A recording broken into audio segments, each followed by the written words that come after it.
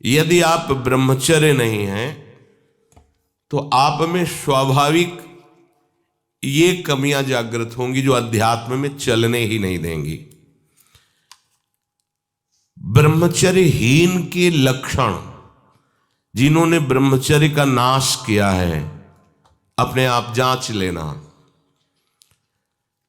उसके अंदर बार बार काम पीड़ा जागृत होगी, उसका विचार कामाशक्त होगा, पहला लक्षण।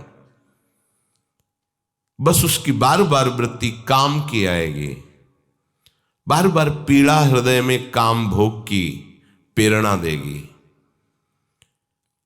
वो इतना असमर्थ होने लगता है कि आंख मिला के बात करने की भी हिम्मत नहीं रह जाती उसमें। हर समय उसके अंदर एक हीनता सी छा जाती है। वो बहुत चालाकी से अपने को छुपाना चाहता है, झूठ बोलता है, थोड़ी ऐंठन भी दिखाना चाहता है कि मैं कुछ हूं, पर अंदर से खोखला हो जाता है। ये दुर्गुण उसके अंदर जागृत होते हैं जो ब्रह्मचर्य का नाश करता है।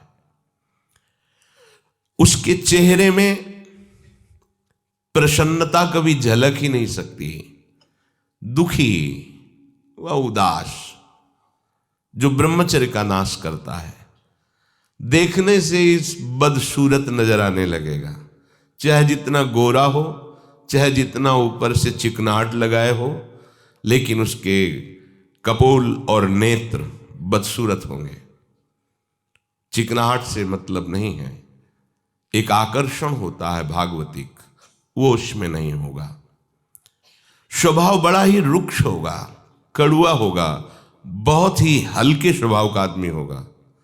विश्वसनीय तो हो ही नहीं सकता, कामी पुरुष विश्वसनीय नहीं होता, वो कभी भी बदल सकता है। उसमें क्षमता नहीं है एक बात पर टिके रहने की। वो कसम खाए तो भी बहुत शीघ्र अपनी कसम तोड़ देगा। स्वभाव में कभी उसकी प्रसन्नता नहीं होगी, स्वभाव उसका चिड़चिड़ा बन जाएगा। रूखा होने के कारण नाक में गुस्सा रखी रहेगी, जरा सी बात में वो बहुत क्रोधित हो जाना, अपनी खोपड़ी फोड़ने लगना, दूसरों की फोड़ने लगना, अपने थप्पड़ मारने, मतलब एक जैसे कोई विक्षिप्त आदमी, पागल आदमी, ऐसी उसकी चेष्टाओं ने चीख चीख के बोलना, माथा पटकने लगना, ये लक्षण है ब्रह्मचर्य का नाश करने वाले के। वो जीता तो है पर मुर्दे की तरह निस्तेज, उसमें उत्साह, उसमें शूरवीरता, ये सब क्षीण होने लगती है। शूरवीरता काम क्रोध आदि को सहन करना है। उसके कपोल में हल्के हल्के से सांवले दाग प्रकट होने लगते हैं, एक झुर्री सी पड़ने लगती है। ये वीरनाश का लक्षण है। आंखें धस जाती हैं और उसकी हड्डियां कमजोर होने लगती हैं, बाल पकने लगते हैं, झड़ने लगते हैं। वीर भगवान के द्वारा दी हुई वो शक्ति है जिससे भगवत प्राप्ति में बहुत सहयोग होता है। ये जानबूझकर ऐसी क्रिया करते हैं जिससे वीरपात हो। रोग न रहते हुए भी इनको बहुत सी पीड़ाएं स्वाभाविक प्रारंभ हो जाती हैं। जर्जर, दुर्बल, भागवतिक कामों में निरुत्साह, भजन करना, परिक्रमा करना, समय से उठना, ये सब उत्साहहीन होते हैं।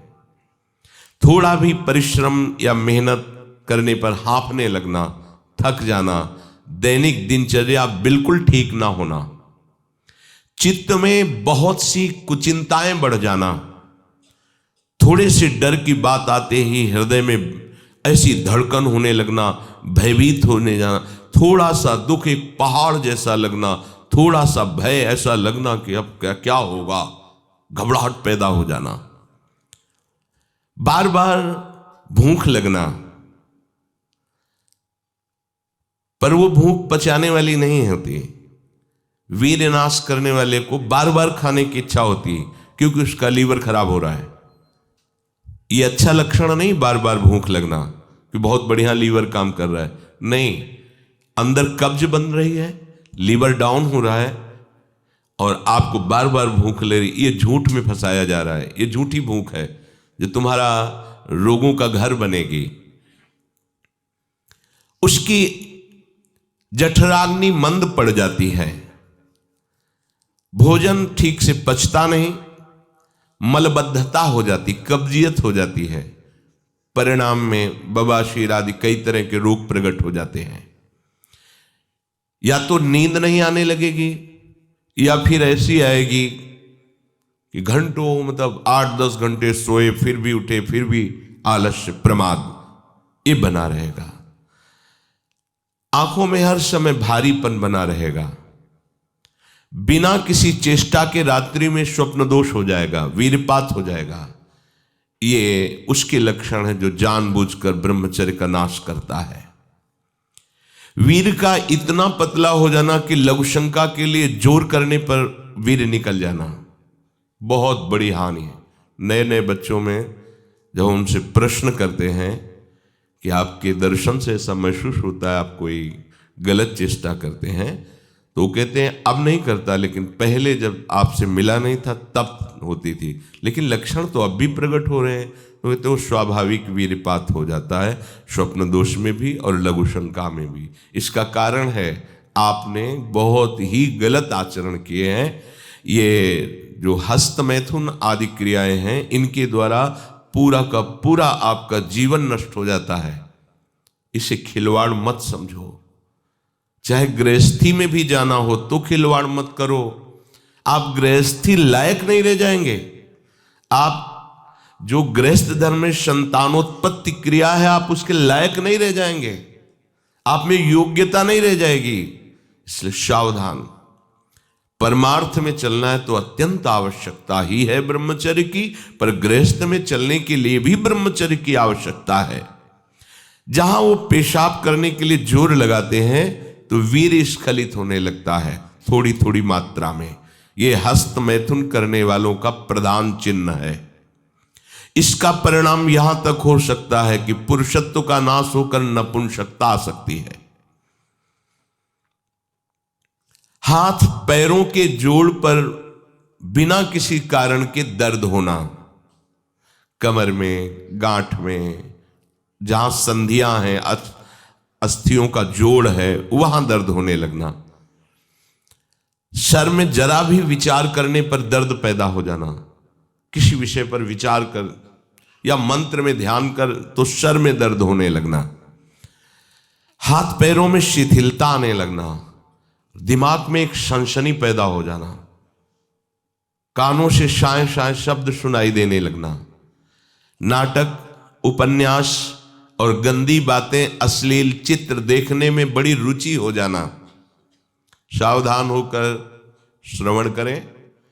भगवत मार्ग के उपासक हैं।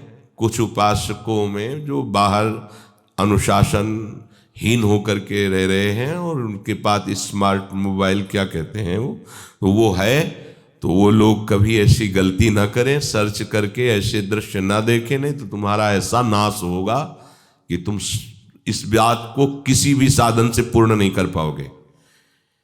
एक बार मछली की क्रीड़ा देखने पर शोभरी जैसे महात्मा कामाशक्त हो जाते हैं। एक बार वैश्या के साथ ऐसा कृत्य देख करके अजामिल जैसा संयमी ब्राह्मण भ्रष्ट वैश्यागामी बन सकता है। और आप देश विदेश की ऐसी गंदी फिल्में, गंदी बातें देखकर आप अपने को संयमी रख सकते हैं? क्यों आप अपना नाश कर रहे हैं? क्यों आप अपने शत्रु बन रहे हैं? उपासक समझता है कि कोई जानता नहीं है, लेकिन तुम जिसको जानने के लिए चले हो वो तो तुम्हें जान रहा है ना। वो कैसे तुम्हारे सामने आएगा? कैसे तुम्हारे मुख में नाम चलेगा? कैसे हृदय में भगवत प्राप्ति का उत्साह रह जाएगा यदि आप ऐसा? उपासक को नाटक, उपन्यास, सिनेमा, अश्लील चित्र, गंदी पिक्चरें बिल्कुल नहीं। क्यों अपना नाश कर रहे हो? पर उसको रुचि हो जाएगी। जो व्यभिचारी प्रवृत्ति से युक्त है उसको ये अच्छा लगेगा। बार बार पेशाब होने की इच्छा होना, पेट में ऐसा लगना जैसे बहुत गर्मी पैदा हो गई है, और प्रमेह आदि उग्र रोगों का प्रादुर्भाव हो जाना, ये ब्रह्मचर्य नाश का लक्षण है। तलवे हथेलियों पर पसीना आने लगना, हाथ पैर में जरा भी काम करने के लिए चलो तो कंपायमान होने लगना, थोड़ा भी ऋतु परिवर्तन बीमारी को पैदा कर देना, थोड़ा सा गर्मी थोड़ा सा सर्दी बीमार हो गया, उसे प्रकृति का प्रहार सहन न करने की सामर्थ्य आ जाती है। वो प्रकृति का प्रहार सहन नहीं कर सकता, ऐसी स्थिति हो जाती है। चेहरे पर मुहासे प्रकट हो जाना, कभी कभी अचानक खड़े होने पर आंखों के सामने अंधेरा छा जाना, अधिक वीरपात होने पर मूर्छा भी आ जाना, स्मरण शक्ति का ह्रास हो जाना, बहुत बार प्रयास करो फिर भी याद नहीं होगा। और ब्रह्मचर्य सही है तो एक बार बोल दीजिए, 100 वर्ष बाद सुन लेना, वो अपने आप स्थापित हो जाएगा। ज्यादा पढ़ना लिखना नहीं पड़ता, एक बार बोलिए, वो 100 वर्ष बाद पूछ लीजिए, 100 वर्ष बाद उसकी स्मृति वैसे ही बनी रहेगी यदि वो ब्रह्मचारी है। चित्त का अत्यंत चंचल हो जाना, चित्त में बिल्कुल बल ना होना कि हम विषय से हटा के प्रभु में लगा सके, ऐसी सामर्थ्य नहीं, दुर्बल हो जाना, बार बार प्रतिज्ञा करना पर उसका निर्वाह न कर पाना, आज से मैं ऐसा नहीं करूंगा, 1 2 3 फिर गिर गया, वहीं गिर गया। हर कार्य बीच में छोड़ देना, किसी भी कार्य को सांगोपांग न करना, ये वीर्य पात करने वाले के लक्षण है। दिमाग में भयानक गर्मी रहना, नेत्रों में जलन उत्पन्न हो जाना, वह बिना किसी कारण के नेत्रों से पानी बहना, बहुत कम गलती में भारी गुस्सा आ जाना, बहुत कम लाभ में फूल जाना, अहंकार आ जाना, कम लाभ में भी कोई लाभ नहीं, छोटी मोटी वस्तुओं के प्राप्त होने पर अहंकार आ जाना, माथा, कमर, मेरुदंड, छाती, इनमें बराबर दर्द बढ़ते जाना, बड़ी हालत खराब हो जाती है। ऐसे दर्शन हुए ऐसे जनों के, आंखों से दिखता नहीं, 28 वर्ष के होंगे वो लगभग, वैराग्य इस कोटि का कि आप सोच भी नहीं सकते, बाहरी बस लंगोटी अचला और फुटपाथ में पड़े रहना। और पूर्व विद्यार्थी जीवन में विद्यार्थियों के साथ हस्तमैथुन करने का अभ्यास वो इतना दृढ़ हो गया था कि 10-10, 15-15 बार एक दिन में स्वाभाविक ऐसे, तो उनकी हालत ये थी कि आंखों से दिखना बंद हो गया था, खड़े होने की सामर्थ्य नहीं। तो हितधाम में एकांत में मिलके कहा था कि आपका जो ब्रह्मचर्य का प्रवचन सुना और हमें तो ऐसा लगा कि शायद आप उपाय बता सकते हो। तो हम कहा हमारे पास कोई, हम आयुर्वेदाचार्य है नहीं, और दूसरी बात है कि ये चीज़ आपके हाथ में है, अगर आप नहीं रोकते हैं तो आपको ऐसी दशा में पहुंचा देगा ये क्रिया कि आप किसी काबिल नहीं रह जाएंगे। रीढ़ की हड्डी कमजोर हो जाती है और उसमें सीधे बैठने की सामर्थ्य खत्म हो जाती है, वो झुकाव ऐसे, वो झुक करके ही ऐसे बैठना। वीरपात करने वाले के मसूड़े में फूलना, मुख से दुर्गंध आना, शरीर का पसीना दुर्गंध युक्त होना, ये वीरवान के यहां से दुर्गंध नहीं आ सकती। जो वीरवान अर्थात जो ब्रह्मचारी है उसके यहां से दुर्गंध, उसके मुख से दुर्गंध नहीं आएगी, भले कुल्ला करे या ना करे, ये वीर में सामर्थ्य होती है। नाक के साइड में यहां कालिमा आ जाना, फिर वो कालिमा धीरे धीरे कपोलों में बढ़ते जाना, ये वीर्य नाश का लक्षण है। वीर्य नाश से उदर लंबा होना, पेट बढ़ना शुरू हो जाता है, आंतें बढ़ना शुरू हो जाती है, उसकी वाणी में मृदुता नष्ट हो जाती है, कर्कशता रुक्षता आ जाती है, उसका स्वभाव अप्रिय बन जाता है, छाती की हड्डियां दिखने लगती हैं, वो ना तो लोक में ना परलोक में किसी भी कार्य में उत्साह करने लायक नहीं रह जाता। वो जरा सी भी बात में बहुत बड़ा अपने को अपमानित होना समझता है। ये वीरपात से उसके अंदर दोष प्रकट हो जाते हैं।